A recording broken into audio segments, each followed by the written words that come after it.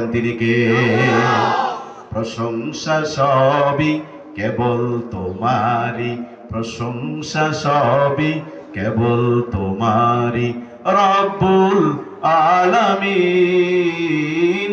দয়ালু মেহেরবান করুণায় পুরাণ, দয়ালু মেহেরবান করুণায় পুরাণ, আর কেউ নয় তুমি মালিক শেষ বিচারের দিন, শেষ বিচারের দিন। প্রশংসা সবই কেবল তোমারি, প্রশংসা সবই কেবল তোমারি, রব্বুল আলামিন।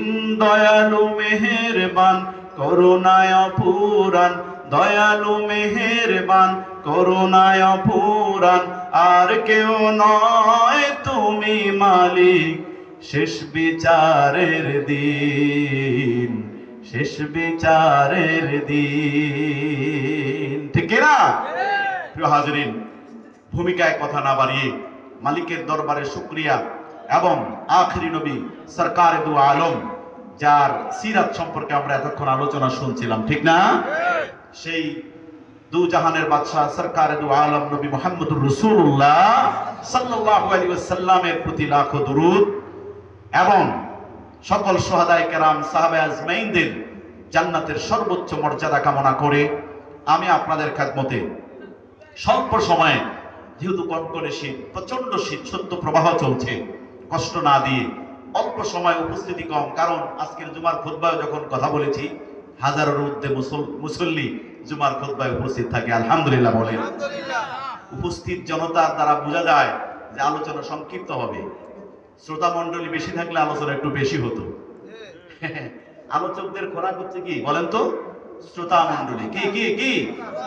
আজকে আফসোসের বিষয়, কোরআনুল মাহফিল বছর মাত্র এখানে যুবক বললেন, হুজুর গত 2 বছর আমরা মাহফিল করতে পারিনি, এবছর আমরা যুবকরা উদ্যোগ গ্রহণ করেছে, আমাদের অভিভাবকরা মুরব্বী বাবাজিরা আমাদেরকে সহযোগিতা করেছেন। আলহামদুলিল্লাহ।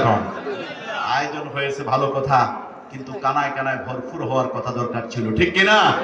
কোরআনের সম্মানে, কোরআনের মর্যাদা রক্ষা করে আজকের এই ময়দানটা যত সুন্দর করে সাজানো হলো, লাইটিং, মাইকিং, প্যান্ডেল, চমৎকার আয়োজন।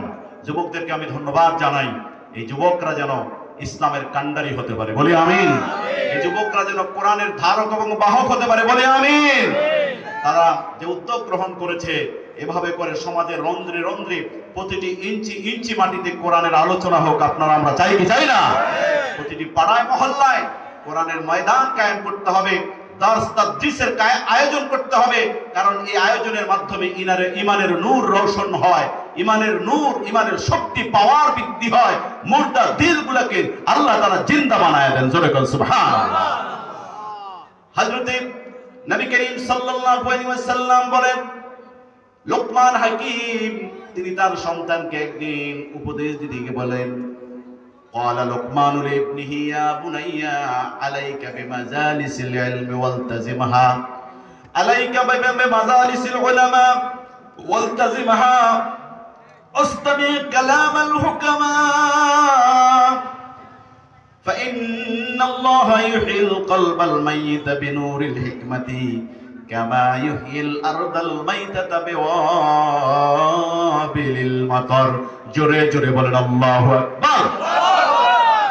নবীজি সাল্লাল্লাহু আলাইহি ওয়াসাল্লাম বলেন, মুয়াত্তা ইমাম মালিক হাদিসটি বর্ণনা করেছেন, রাসূল সাল্লাল্লাহু আলাইহি ওয়াসাল্লাম বলেন, লোকমান হাকিম তার সন্তানকে একদিন উপদেশ দিতে গিয়ে বলেন, আমার প্রিয় সন্তান, আমার প্রিয় বৎস, তোমার উচিত সব সময় আলেমদের মজলিসে একত্রিত হওয়া। কাদের মজলিস?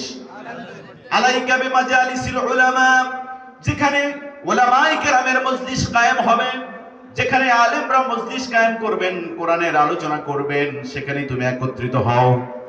সুবহানাল্লাহ। কালকে ঠান্ডা লাগছে আপনাদের? শীতল হয়ে গেছেন একেবারে না? জবানটাকে খোলেন, রহমত দিয়ে ভরপুর করে দিবেন কে? বাবা আমার কাছে কিছু নাই, দেওয়ার মালিক কে?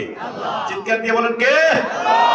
জবানকে চিৎকার দিয়ে, জবান দিয়ে বলতে হবে, আল্লাহর নাম উচ্চারণ করতে হবে, নারায়ে তাকবীর আল্লাহু আকবার স্লোগান টানতে হবে, তাহলে রহমত নাজিল করবেন কে?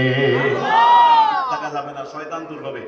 প্রিয় হাজরিন, লোকমান হাকিম সন্তানকে বললেন, ওলামায়ে কেরামের মজলিসে বসো, ওয়ালতাজিমহা, এটা তোমার জন্য আবশ্যক করে নাও। যেখানেই কায়েম হবে কোরআনের ময়দান, যেখানে হাদিসের আলোচনা হবে, ইসলামী জলসা সম্মেলন কায়েম হবে, সেখানেই ছুটে চলো এবং জ্ঞানীদের বক্তব্যগুলো হৃদয়ঙ্গম করো, কথাগুলো শোনো। কারণ আল্লাহ রাব্বুল আলামিন ইন্নাল্লাহা ইউহিল কলবাল মাইয়িতা বিনূরিল হিকমাতি, হিকমাতের, ইলমের, বিজ্ঞানের নূর দ্বারা, ইলমের নূর দ্বারা, হিকমতের নূর দ্বারা আল্লাহ রাব্বুল আলামিন মুর্দা দিলগুলোকে তেমনি ভাবে জিন্দা করে দেন, যেমনি ভাবে আকাশের কামাইহিল আরদাল মাইতাতা বিনু বিওয়াবিলিল মাতার, আকাশ থেকে বৃষ্টির ফোঁটা পড়ে যেমনি ভাবে মুর্দা জমিনটাকে জিন্দা বানায়া দেয়, শুকনা চৌসির জমিন জ্বলে পুড়ে ছাই হয়ে গেছে এমন জমিনটাকে যেমনি ভাবে আল্লাহ তাআলা আকাশের বৃষ্টির ফোঁটা দিয়ে জিন্দা করে দেন, তাজা করে দেন, আলেমদের আলোচনার মাধ্যমে মুর্দা দিলগুলাকে জিন্দা করে দেন কে? নারে তাকবীর, নারে তাকবীর। প্রিয় বাবাজিরা, আমাদের দিলগুলো মুর্দা হয়ে গেছে, পাপ করতে করতে করতে করতে ঈমান মরে গেছে আমাদের, ঠিক কি না? এজন্য ঈমান তাজা করার জন্য, এই ঈমানের বোল্ট বৃদ্ধি করার জন্য, ঈমানের চার্জকে, পাওয়ারকে বৃদ্ধি করার জন্যই মূলত এই প্রোগ্রামের আয়োজন, ওয়াজ ও দোয়ার মাহফিল, তাফসীরুল কোরআন মাহফিল, ঠিক কি না? এটা আমার কথা নয়, কোরআনের কথা শুনলে আপনার ঈমান বেড়ে যায়, কোরআনের কথা শুনলে ঈমানের পাওয়ার ও শোন বেড়ে যায়। আল্লাহ রাব্বুল আলামিন কোরআনুল কারীমের মধ্যে বলেন, ইন্নামাল মুমিনুনাল্লাযীনা ইযা যুকিরাল্লাহু ওয়াজিলাত কুলুবুহুম ওয়া ইযা তুলিয়াত আলাইহিম আয়াতুহু যাদাতুহুম ঈমানা ওয়া আলা রাব্বিহিম ইয়াতাওয়াক্কালুন। আল্লাহ রাব্বুল আলামিন বলেন, মুমিন তো তারা যাদের সামনে আল্লাহর নাম উচ্চারণ করা হলে পরে তাদের হৃদয়টা একটু আন্দোলিত হয়, প্রকম্পিত হয়। সুবহানাল্লাহ। এই আয়াতটা হচ্ছে ঈমান টেস্ট করার থার্মোমিটার। সুবহানাল্লাহ বলবেন না?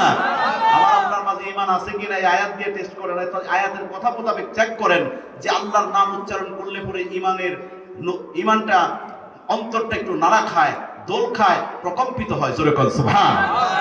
শুধু তাই নয়, যা তুলিয়াত আলাইহিম আয়াতুহু, যখন আল্লাহর আয়াতগুলো বান্দার সামনে, ঈমানদারের সামনে তেলাওয়াত করা হয়, কোরআনের আলোচনা হয়, ঈমানদারের ঈমানটা বহুগুণ বৃদ্ধি পেয়ে যায়। যাদাতুহুম ঈমানা, তাদের ঈমান বহুগুণ বেড়ে যায়। সুবহানাল্লাহ। সুতরাং কোরআনের ময়দান কায়েম করলে লাভ না লস? কথা বল। সুতরাং আমাদেরকে এই ময়দানগুলো ধরে রাখতে হবে, এই ময়দান ছাড়া যাবে না। আল্লাহ রাব্বুল আলামিন আমাদেরকে কোরআনের সাথে সাথী হওয়ার, কোরআনের সঙ্গ হওয়ার, কোরআনের